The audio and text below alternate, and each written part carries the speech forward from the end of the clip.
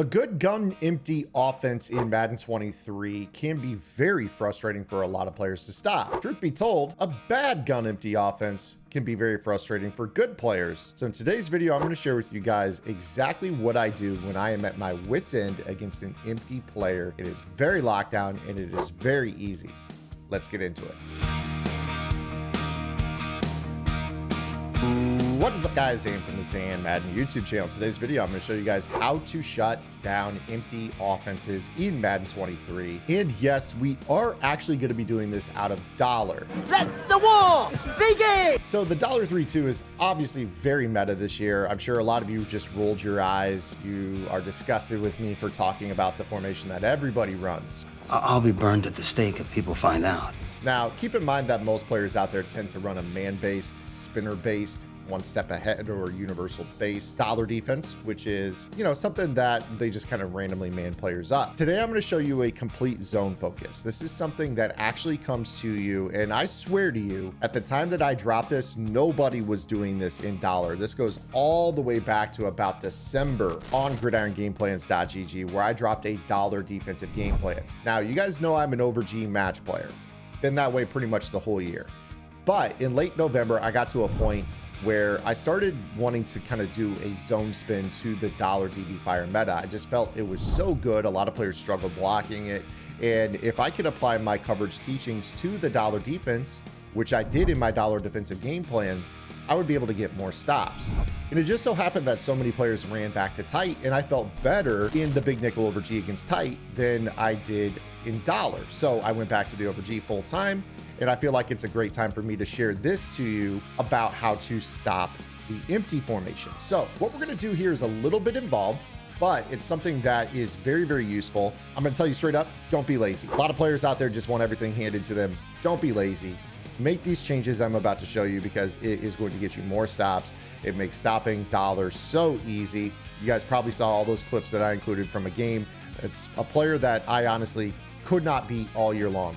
Could not beat him at all. He's probably up 7 games on me all year long, but the most recent time that I played him, I went to this defense, got out of my over G, and actually was able to slow him down for the first time really all year. So again, run this. What we're going to be doing is the DB fire. And what we are going to do first is we are going to go into our subs by hitting Y or triangle if you're on PlayStation, and you are going to sub in every single player that you want in your 3-down lineman, your linebacker, and your slot corners. If you do not do this, when we get to the next step, it's not going to work the way you want it to. So get the players where you want first. So I've got Peppers at defensive end. I'm going to put Jeffrey Simmons at defensive tackle. I'm going to go ahead here and go over to right defensive end. We will sub in, doesn't really matter. I'll put a pick artist here, going back to earlier this week. I'm going to sub my players that I want at the linebacker role. So I'm going to put in Byard and I'm going to put in Ed Reed. And then last but not least, I'm going to go to my slot corners and I'm going to choose whoever I want blitzing off the slot. So once you have this all done, you are now going to go ahead and flick the left analog stick until it says safeties. Once it says safeties, this is going to unlock the coverage adjustments that we can use to shut down the most common reads out of empty. From here, we're going to go to coaching adjustments. Base align on, match on. That simple. So now we are on the field here and we have our DB fire. What we're going to do is we're going to press. Now there are quite a few variations of this coverage that I like to utilize, but the main setup that it revolves around is the inverted cover 3. In which I will basically drop the right of screen middle linebacker into the middle third and the 2 safeties in the outside thirds. Now, with this particular defense, what we end up with is the hole shot, or what a lot of players typically see when they think cover 2 is I can throw the ball into the sideline behind the flat zone and in front of the deep half. Because we change our safeties from deep halves into outside thirds, they will squeeze the sideline far better. So that throw into the sideline window that a lot of players like to throw against a cover 2 out of empty is now shut down. The only change that I would recommend on this particular play is that I would actually go ahead and take the slot corner on the trip side of the empty, and I would put him into a vertical hook. We'll get to the role that that player plays here momentarily.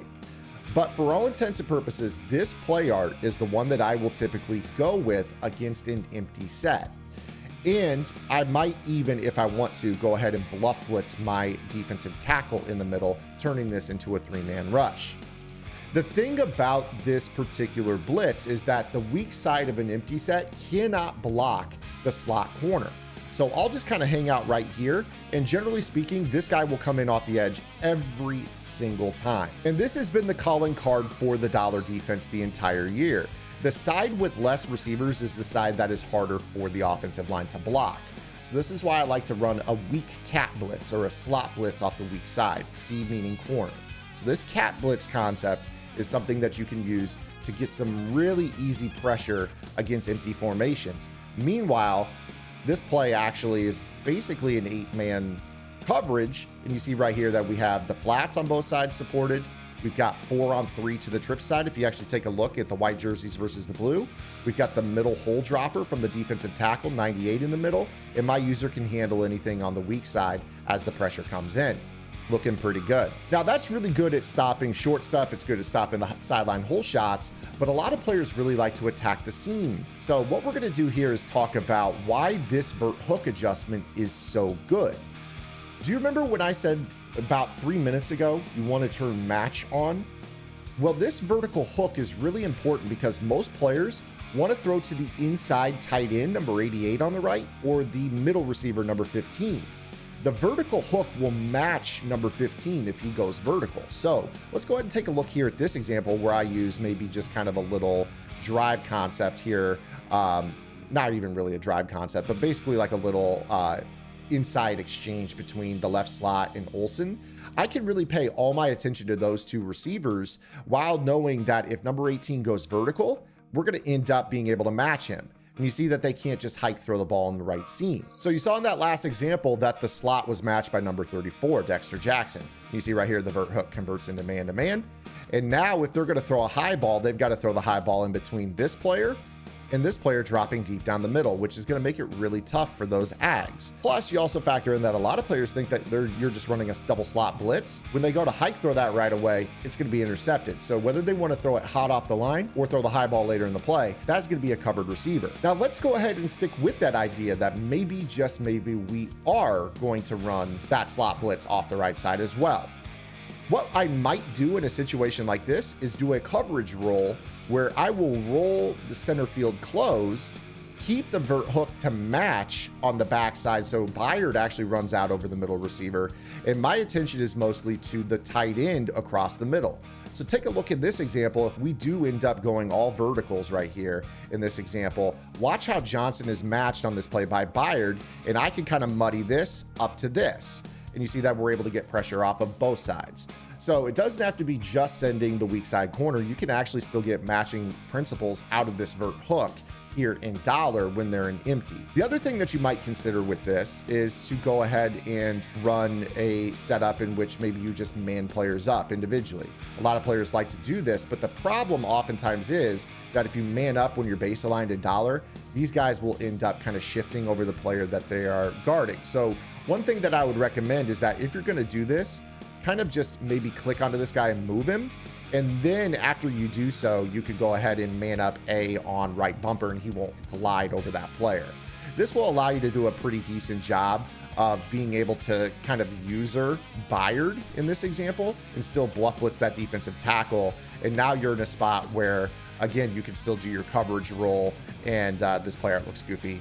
Maybe you even run something kind of like this, where you end up taking Ed Reed and putting him into a hard flat on the left. That vert hook right there is not there. That's a visual bug. EA Sports. It's in the game. But in this situation, once again, you're still going to get pressure off the weak side. You're basically running cover 3 cloud. Your opponent's not going to be able to block this. So again, you see right here how we're able to get that pressure off that left side. Again, I apologize for the visual bug. I'll run this one more time. So this setup would look something basically like this when it comes to setting this up. Again, you're going to kind of be in a spot where you can kind of take away that middle receiver. Now I'm over on the trip side. And if they want to snap the ball like this, again, you see the pressure coming I can hang out in the middle of the field just rushing 3. So this is the way that I will typically go about defending a good empty. A lot of times I can get away with just playing a 4-man rush, kind of running similar, matching concepts to this out of my over G defense. But when somebody can't actually beat it, or they've got decent pocket presence against a 4-man rush, I'll go ahead and put them on a timer with this DB Fire 2 setup that I run. Again, if you guys want the rest of my setups, how I defend bunch, how I defend tight, how I defend trips out of this, it is all on Gridiron game plans. I know that I am mostly an over G player, but I do think that a zone-based dollar has been one of the best dollars all year. You see a lot of players that have actually started to go to the zone-based dollar after the man patch, back in February, and then the 6 AP change. A lot of players are starting to run zone-based. We actually had that on Gridiron all year long. So definitely go check it out. It's something that our members have been doing, kind of taking my matching concepts that I use in over G and in my match defenses and applying them into dollar, which is something a lot of players don't actually do. They just run the spinner and kind of do the random thing. If you guys want a rhyme and a reason for the coverage behind the best blitz in the game, or how to block the best blitz in the game, head over to gridirongameplans.gg. Check it out. No better time than late in the year to see everything I put out all year long.